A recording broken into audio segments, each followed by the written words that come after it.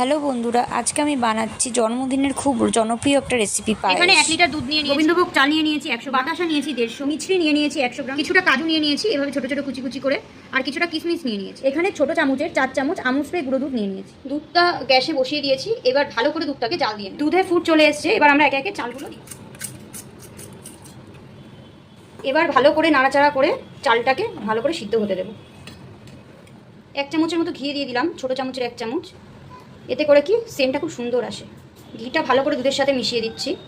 ঘিটা অপশনাল, আপনারা না চাইলে নাও দিতে পারেন ঘিটা। চাল সিদ্ধ হয়ে গেছে, এবার আমরা বাতাসা আর মিছরিগুলো দিয়ে ভালো করে দুধের সাথে মিশিয়ে নিচ্ছি।